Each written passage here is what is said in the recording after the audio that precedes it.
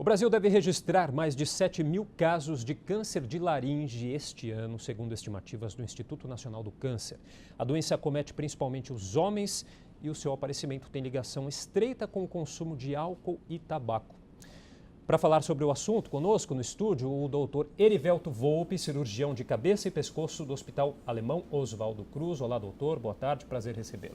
Boa tarde, Felipe. Prazer grande estar aqui.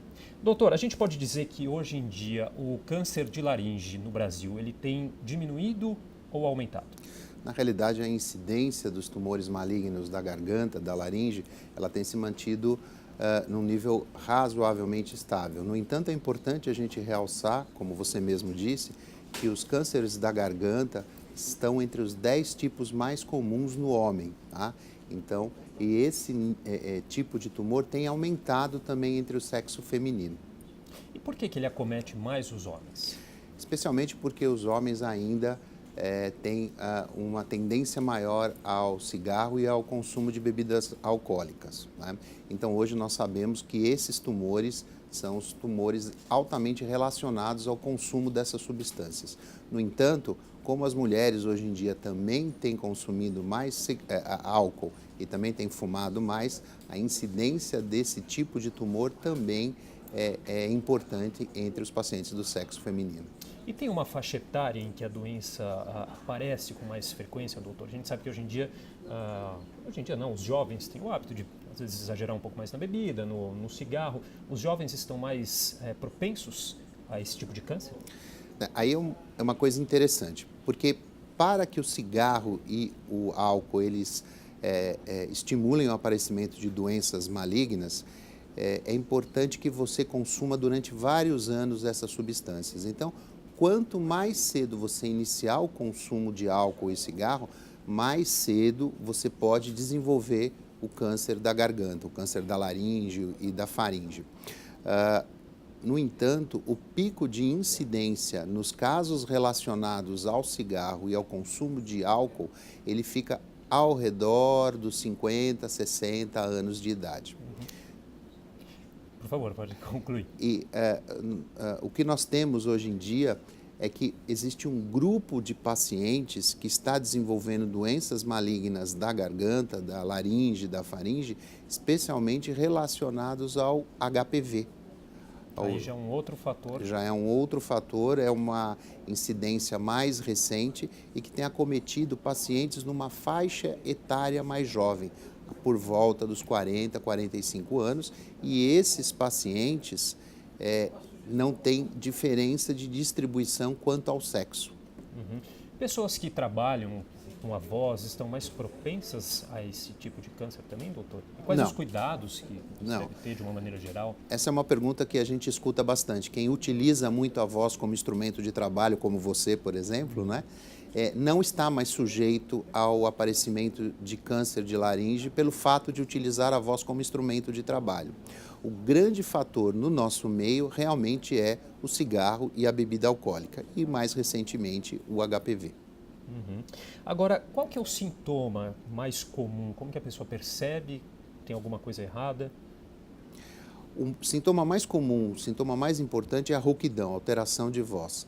Nós recomendamos sempre que todo paciente que tem uma rouquidão há mais de 15 dias que não melhora, esse paciente deve procurar o médico e, se o médico julgar importante, fazer um exame que se chama laringoscopia, que é quando se coloca um pequeno aparelho dentro da garganta, um exame muito simples, muito fácil de ser realizado, e esse exame ele vai poder olhar toda a garganta, toda a laringe, as cordas vocais e a faringe e evidenciar se tem alguma alteração importante. A principal alteração que a gente procura quando a gente investiga esses tumores são pequenas úlceras, pequenas feridas dentro da garganta. Uhum. E aí, doutor, como que é o tratamento e quais são as chances de cura? Veja, o tratamento, existem diversas formas de tratamento de acordo com o grau em que se encontra a doença. Evidentemente, doenças encontradas numa fase mais inicial, o tratamento é muito simples. Você pode curar um câncer de laringe com uma cirurgia de 20 minutos, por exemplo. né, em que o paciente nem fica internado. É uma cirurgia que é feita por dentro da garganta, uma microcirurgia, você retira o tumor e resolve o problema do paciente. Mas isso tem que ser um tumor inicial. Para os tumores mais avançados, existem as formas de tratamento com cirurgia, as formas com radioterapia, as formas com quimioterapia e, em alguns casos, essas formas de tratamento são associadas. Ou cirurgia com quimioterapia, ou rádio e quimioterapia, ou as 3 formas juntas. Aí tudo vai depender exatamente da localização do tumor e do estado em que esse paciente se encontra. Se o tumor está num estado inicial ou se ele está numa fase mais avançada. Bom, então os principais fatores, como a gente falou, cigarro, bebida, também o HPV.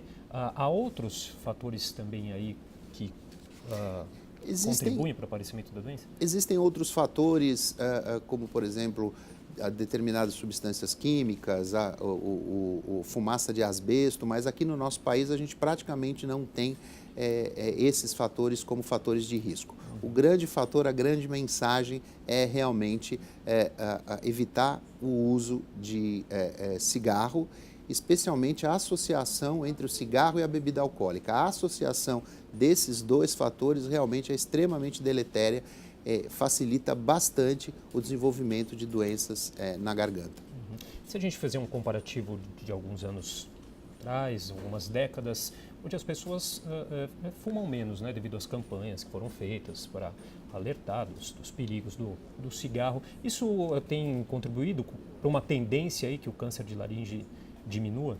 Sim, isso é bastante importante, porque embora tenha aumentado a população, a incidência do câncer de laringe e de outros tumores da garganta, ela tem se mantido estável e em algumas regiões do país até diminuiu. Isso está relacionado diretamente ao acesso do paciente ao diagnóstico, a consciência do paciente em procurar o serviço médico e a possibilidade de tratamento na região onde o paciente se encontra. A grande mensagem, mais uma vez, toda rouquidão com mais de 15 dias em que não haja melhora, o paciente deve procurar o serviço médico. E a gente pode dizer que o Brasil é evoluído na questão do tratamento em relação ao câncer de laringe, na sua comparação aí? Sim. Nós temos aqui no país condições de tratar adequadamente em todos os níveis de atendimento, tanto no serviço público quanto no privado. Nós temos condições de tratar os pacientes de uma maneira bastante adequada. Os tratamentos hoje eles são muito menos agressivos e muito mais eficazes. O grande medo do paciente quando tinha um câncer de laringe era a possibilidade de necessitar usar aquele aparelhinho na garganta, a traqueostomia. Isso muitas vezes afastava o paciente do médico e fazia com que ele procurasse o serviço médico já numa fase muito mais avançada, onde a possibilidade de cura era muito menor. Hoje em dia, com os avanços na medicina e com as possibilidades de tratamento que nós temos, nós conseguimos fazer um tratamento altamente eficaz com muito menos sequela, ou seja, a necessidade do paciente usar uma traqueostomia hoje diminuiu bastante. Tá certo. Conversei então aqui com o Dr. Erivelto Volpi, que é cirurgião de cabeça e pescoço do Hospital Alemão Oswaldo Cruz, falando um pouquinho com a gente aqui sobre o câncer de laringe. Obrigado, doutor, pela participação. Grande prazer. Muito obrigado.